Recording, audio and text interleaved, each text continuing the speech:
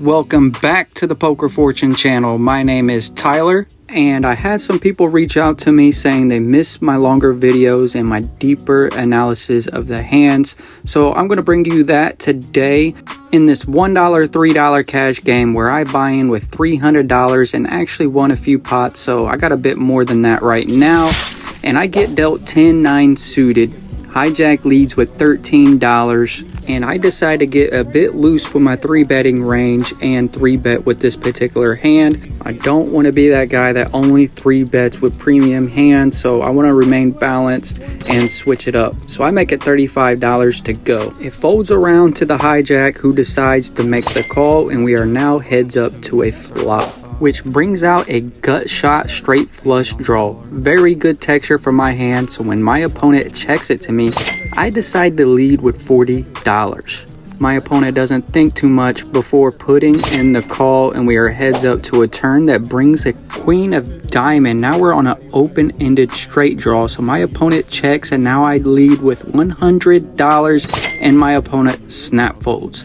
So we win a pretty good sized pot here with only 10 high, and I will take that all day. Next up, I get pocket 10s in the hijack position. There's a $6 button straddle and several callers. When it gets to me, I raise to $40. Thinking about it now, I should have really raised it to at least $50 with this many players, but my original thought process was the standard was about $15 raise, and I added an additional $6 for each flat caller, then rounded it up to $40. Button calls, and so does the +1 and the low jack. So we are going 4 ways to a flop, and that's not what I really wanted to see. But the board comes out fairly good for me for not hitting a set. This is probably the next best thing, is to see a bunch of low cards. +1 and hijack checks it, and then suddenly button checks out of turn, and this is what happens next.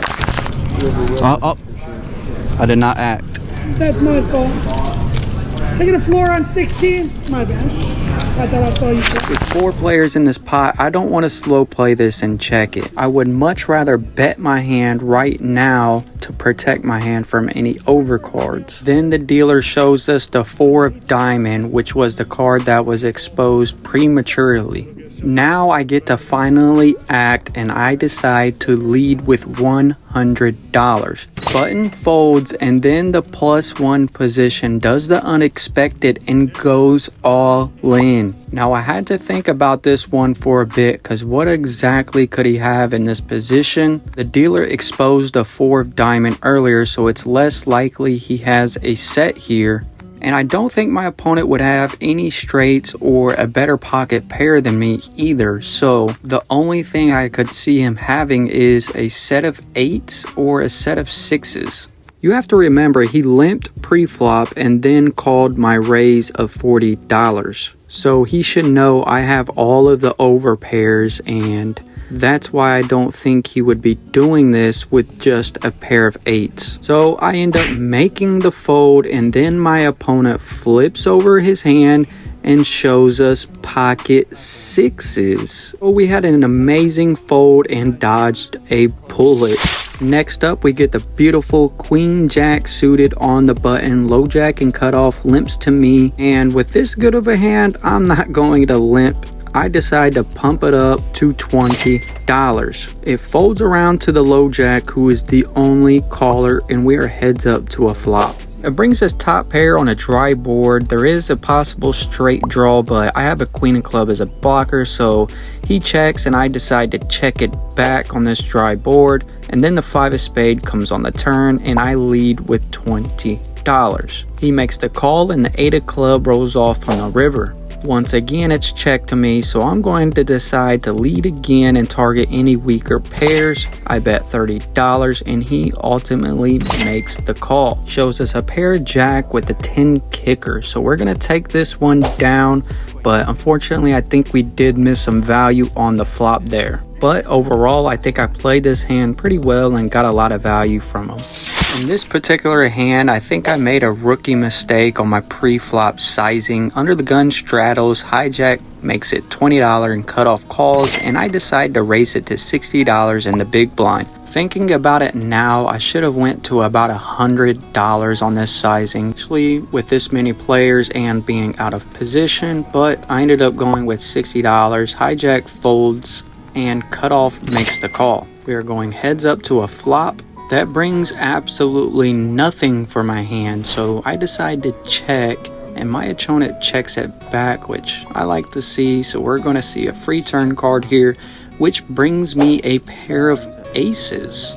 Cutoff originally flatted the $20 pre-flop and then flatted my $60 raise, so I don't think he has a lot of aces in his range. So I decided to check it, trying to set a trap and hoping that he would bet into me, but he unfortunately checks it back. Then the 4 of heart comes on the river. This time I'm not going to check. It's time to get some value out of my opponent here and target any weaker pair.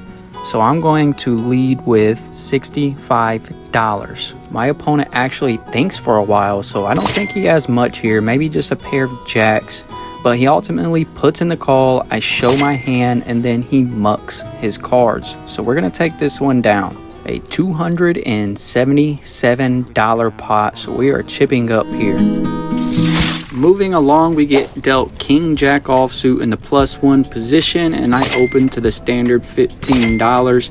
Hijack makes the call, and everyone else folds, so we're heads up to a flop. That brings me top pair with a very good kicker. There's a flush draw out there and a straight draw, so I'm not going to slow play this one. I'm going to lead with another $15. About half the pot size. He makes the call. The turn is not the greatest card for me. It does bring in a backdoor flush draw, so I'm going to increase my sizing closer to 80% here to charge any flush draws and protect my hand more. I think at this point any straights or sets or 2-pair combinations is definitely going to be raising it here. So when he just flats my bet, I'm not putting him on a very strong hand, maybe a pair of jacks, a weaker jack, or nines or tens, something along that. So when the 2 of spade comes on the river, I decide to lead with $100, and he shows me queen jack offsuit after making the call. So I'm going to take this down with a higher kicker, and we got absolutely max value out of this opponent, and we're going to take down a $364 pot. Very good for this particular hand, and I think we played this very well. This hand you're gonna like because I get into a massive pot multi-way here. Button straddles and under the gun raises it to $11. I'm just gonna put in the call. I don't see any point in raising as the under the gun is going to be dominating my range for the most part. Cutoff calls and so does button, so we're 4 ways to a flop here. That brings me top pair. It's check to me, so I'm going to lead with $20. I do have the 10 club in my hand along with top pair. Cutoff and under the gun both call, so now we are 3 ways to a turn, which brings a queen of club. Now this might scare a lot of newer players, but for me this is a really good card because I block a lot of straights, I block a lot of flushes, and I also now have a open-ended straight flush draw. So I lead with $75 after under the gun checks. Cutoff is going to call, and so is under the gun. The 9 of heart comes on the river and is checked to me again. Now I'm thinking, what can my opponents have in this particular spot? I don't think under the gun would have aces or jacks here because he checked to me on the flop. I think he would be betting and being more aggressive to protect his hand with all of these draws.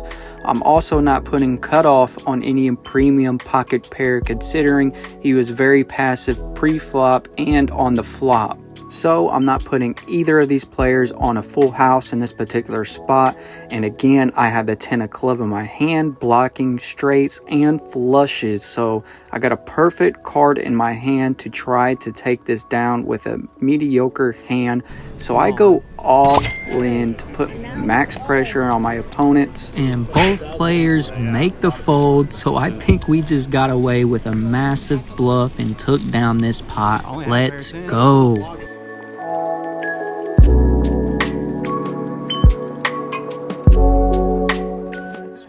And there you guys have it. I bought in for a total of $300 and cashed out for around $800 roughly, so just under $500 in profit for about 4 hours in play. So we had a fantastic day, a good profit, and I played at a pretty high level, I would say, compared to my previous vlogs. I think I'm definitely getting better in poker and playing at a higher level, so I really like to see my progress and how everything is going throughout my vlogs and everything. You can really tell I'm starting to get better with everything, and I hope you guys enjoyed this analysis. Let me know what you guys think. If you guys like the extended analysis of my hands and the way I think and analyze it on these vlogs, or do you guys prefer like something more entertaining or fun or something like that? Personally, I like the analysis the way I do it now because it not only helps me, but it also helps people who are watching, and they can learn and grow as well. And I think it's a win-win for everybody. All right, I'll see you guys on the next vlog. I hope you enjoyed it. Let me know in the comments section what you guys think. Like and support. I appreciate the love and the positivity you guys give me. Much love, and see you on the next one. Peace.